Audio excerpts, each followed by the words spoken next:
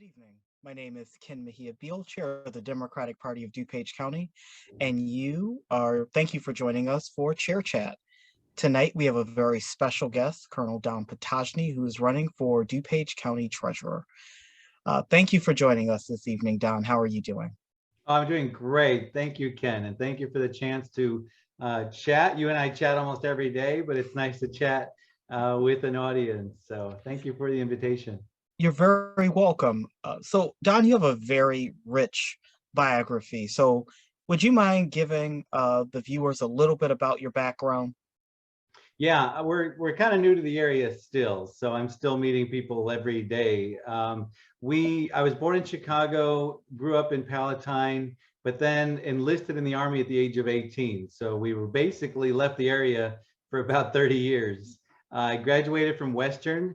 I actually attended Moody Bible Institute first. That was my first college, and then graduated from Western, and then off to the Army. Stationed all over the world, more than 10 years in Korea. 3 tours in Iraq, and retired as a full colonel late 2019. I taught high school for the last 2 years at Farragut High School in Little Village in the city, and just finished up the semester. And now I'm focused on this next little project we've got going. Well, and we're going to get into this next little project, but something you just mentioned, I want to jump into. Can you educate us on your military service and how those skills help you in politics? Yeah, so in those 36 years, I led diverse teams that addressed some really difficult challenges in the world.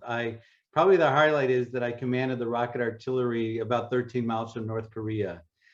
In Baghdad, I built a team that was responsible for training the Iraqi forces that allowed them to retake their country. And our last tour of duty was in Canada, where I was an exchange officer. There were just a couple of us. Canada sends an officer and we send one. And we got to, in fact, I like to joke that after Trump got elected, we moved to Canada, and we did.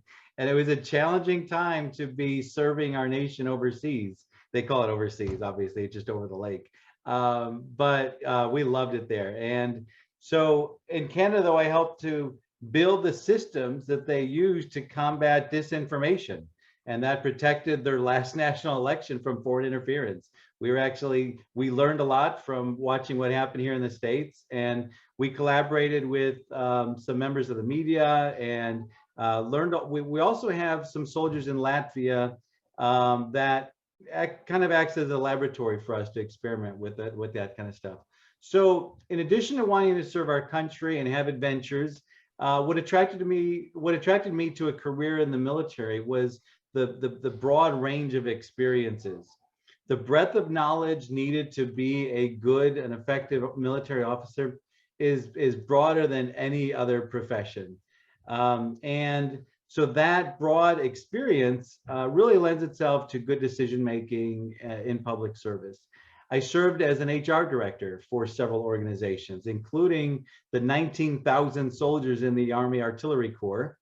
And those experiences helped qualify me to sit for the certification as a senior professional in human resources, the SPHR. I managed a lot of projects over the years, including a $35 million construction project at Fort Carson, Colorado. We built a resiliency campus. And those experiences helped me to qualify to sit for the PMP exam, which will help me as the county treasurer, and we'll talk about that in a little while. We will. But I developed a lot of skills working on teams in large organizations and small, developing and presenting plans, running, contributing to meetings, managing budgets, all the skills that we'll use in county government. I used throughout my military career. And another skill that you bring to the table is you're an educator. And so really quickly, what are some of the best tools that you believe we can pass down to the next generation to help them grow and prosper? Teaching has always been a key component of my leadership style. The first thing I do when I move into an office is to put up a big dry erase board on the wall. So many discussions turn into, let me illustrate what I'm talking about, or let's talk through this complex problem so we can figure out a solution together. But I have so much respect for teachers, especially our public school teachers. I did teach in a public school the last 2 years, but I don't know that I deserve the title of educator. I have so much respect for our teachers. All of us have 2 or 3 teachers that transformed our lives, and I really believe that public education is the foundation of a modern participatory democracy. It provides the opportunity for students to achieve literacy in every area of life. And I learned much more than I taught these last 2 years. So teaching high school in Little Village was all about enabling our students to be the first in their family to go to college or trade school or whatever their post-secondary option choices were. And that concept of first in family, I think, is important.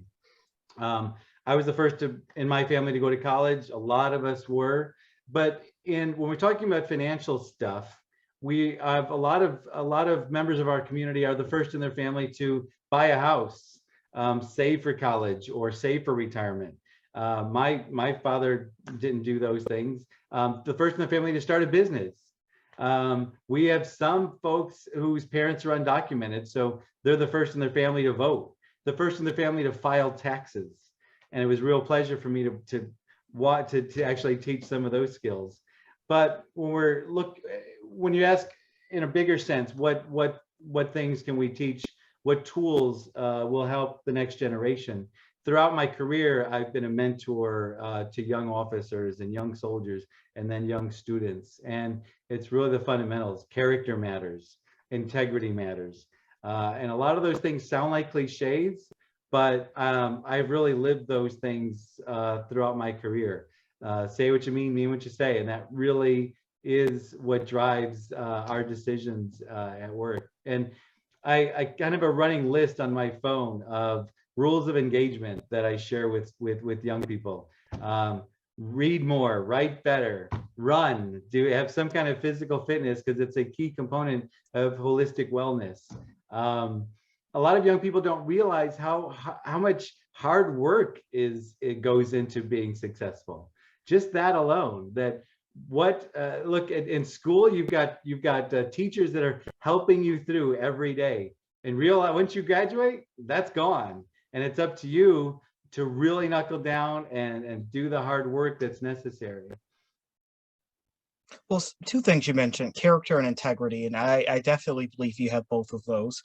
And you bring a special skill set just to the table. So with all your skill set and your integrity, what draws you to running for the Dupage Treasurer? What draws you to this? Yeah, so I think I was a good teacher, maybe very good, but definitely not great. And I ended up feeling like this isn't the place where I can make the most impact. As I surveyed the local opportunities for public service, the treasurer's office really stood out as an office that's been poorly led and is underperforming. And there's a lot, and it really just feels like a great fit. The biggest issue right now in the treasurer's office is probably the biggest issue in the county government, which is to modernize the property tax system, the computer system that we're using. This modernization is long overdue. The system that they're using is almost 40 years old.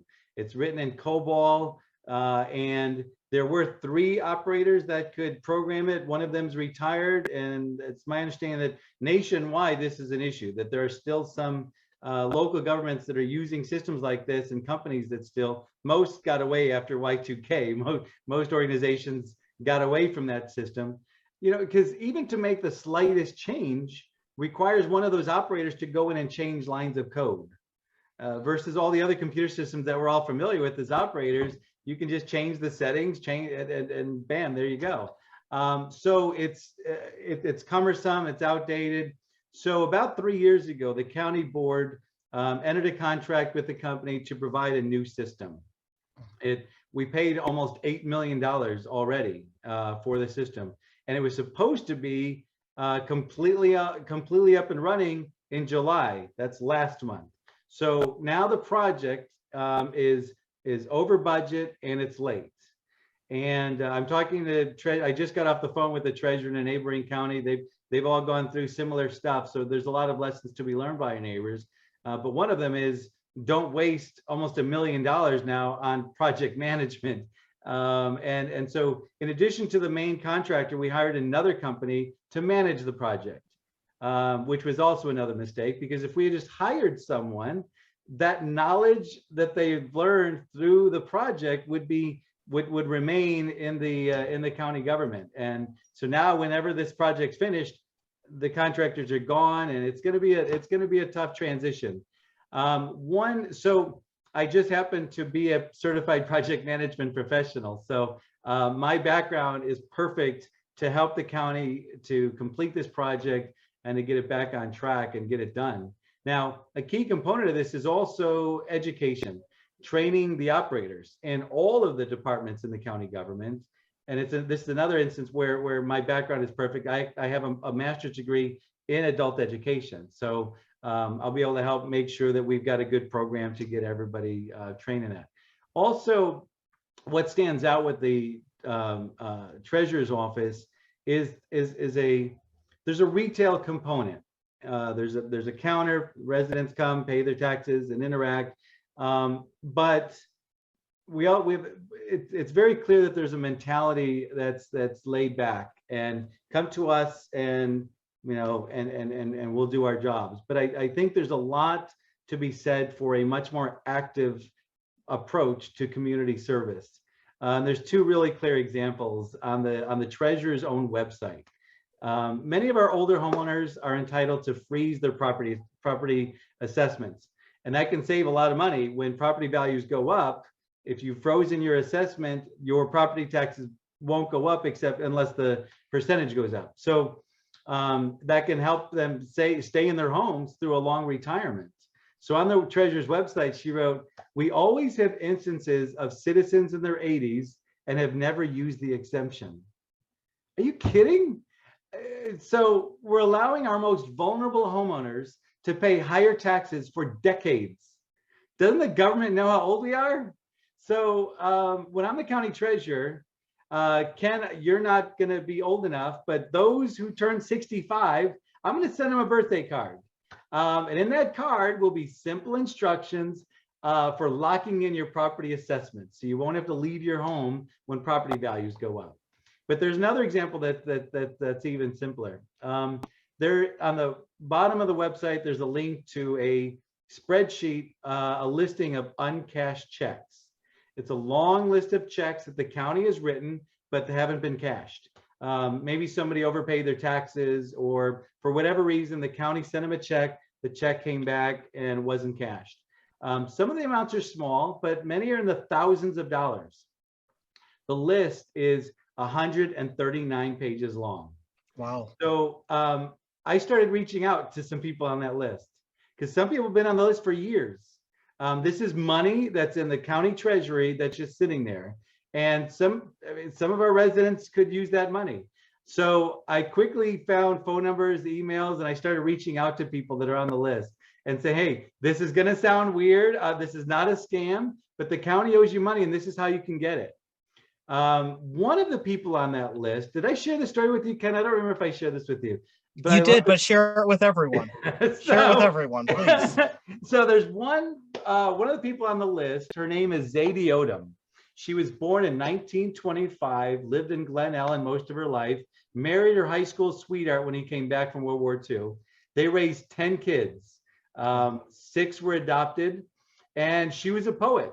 She had a book of poetry that was published, and one of the poems is about her grandson, Isaiah, who for some reason she called him a peanut-shaped baby. And so unfortunately, Zadie passed away 3 years ago.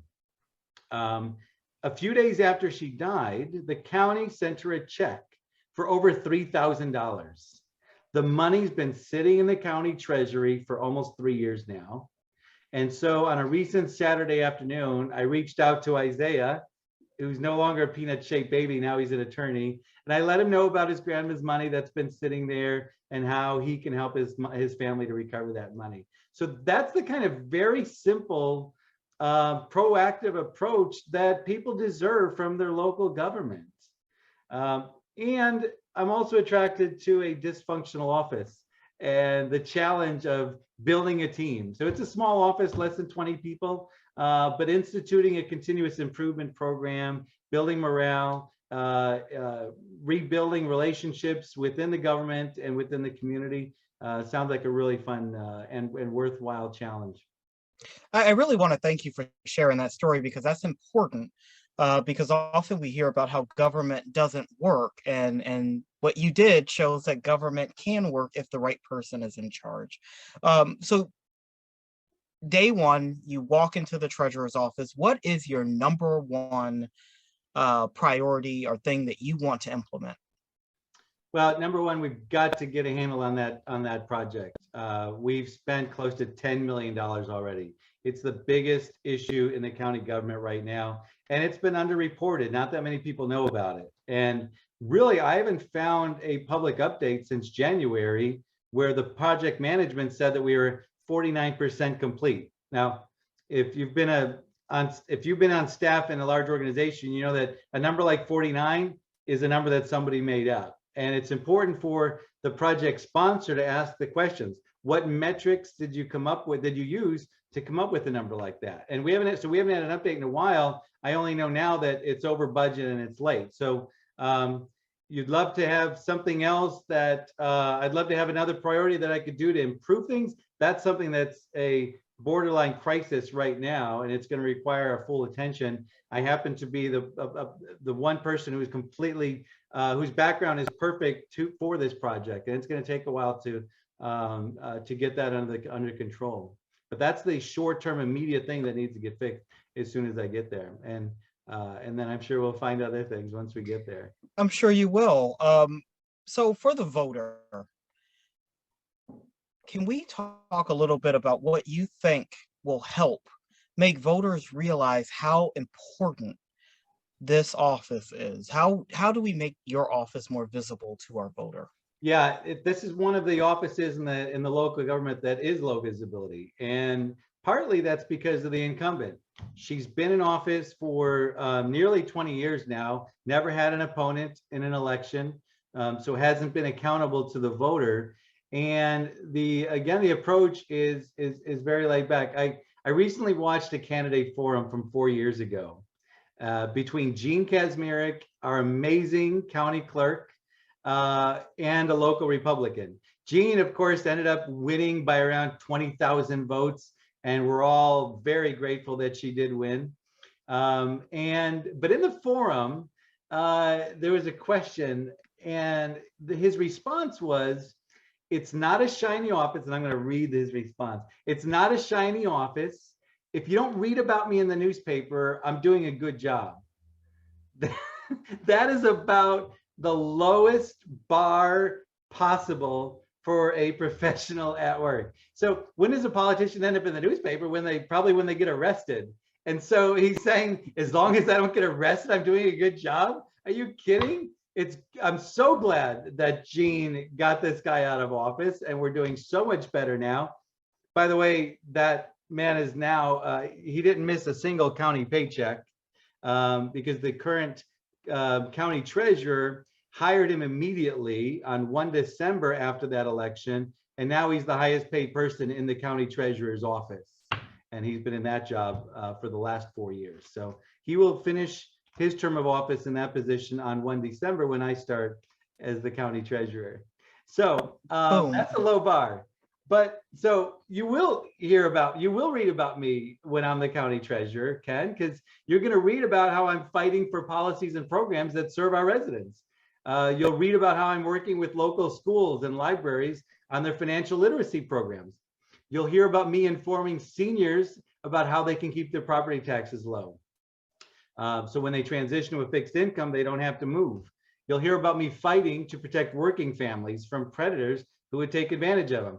The county treasurer position at the office is a great platform that I plan on leveraging to help people throughout the community. You'll read about how I'm working with realtors and lenders throughout the county to help educate those first and family homeowners. And if you're a Democrat, you're going to see me behind every Democratic candidate and teaching them to cultivate mentors. Because I meant to say that earlier. One piece of advice that Senator Durbin gave me about 12 years ago was, when you're mentoring young people, or when you're advising young people, teach them to cultivate mentors. I'd never heard that anywhere else. He acknowledged, obviously he's been a mentor to Barack Obama and lots of other folks in Springfield and Washington, but he acknowledged as a young man that he worked for Paul Simon, he worked with other politicians, other office holders, and received mentoring over the years. But sometimes we think people are just lucky that they fall into a mentoring relationship. But in fact, we can help young people to cultivate those relationships that can help us throughout our lives. I agree. And my last question for you this evening, sir, is a fun one. So we've talked about your work ethic, the office you're running for. We've talked about your military experience. So my question for you is, it's a weekend. You have a couple of hours to spare. You're not out knocking doors. Mr. Potoczny, you get to watch any military movie ever made in the history of American cinema. Which one are you watching and why? Oh, wow. I did not expect that question. Movie reviews. No, and I watch a lot of movies. I do, and I read a lot of books. I know. But I have to say that my favorite military-related movie or show is Band of Brothers. It's not a movie. Obviously, it was a limited series on HBO. I was in command of a company of soldiers in Korea when that was aired on HBO. My brother, who was 5 years older than I am, he was a sergeant when I enlisted, sent those to me in a box on VHS tapes. So that's how long ago that was. And Ken, you probably never even used VHS tapes at your age, right? I have. But and it's a true story of a group of soldiers and went through their training and then through the war in Europe. And every scene has leadership lessons. You could show, in fact, if you were teaching a class on leadership, you could open every class with a scene from that show to talk about how leaders communicate to their soldiers, how they build a team, how they work together. And yeah, that is by far my favorite war movie. Thank you. And for our voters that want to find out a little bit more about you, where can they go? My website, donfordupage.com. Please go there, and we appreciate your support. Being a first-time candidate, speaking of first and family, there's a lot to learn. It's a complicated business, and none of us would even get on the ballot without supporters throughout the county. And I'm so grateful to be jumping on this moving train that is the Dupage Democrats. And you and I stand on the shoulders of giants who fought great odds to bring us to where we are today. And we are all very confident of the result in November, because we've got this army of volunteers that care about their country, their community, and they want a better life for their families. And I'm just overwhelmed by the love and the support from Democrats throughout this county. And so thank you so much for Ken, and congratulations to you on your recent reelection as our county chair. And we all appreciate your leadership as well. Thank you. Well, and Don, I really appreciate you taking a little time to have a chat with me and our voters. So thank you all for joining and tuning in. Please remember, when you go to vote in November or October, if you're voting early, vote for Colonel Don Potoczny. And his website is donfor.dupage.com. Thank you all and have a wonderful evening.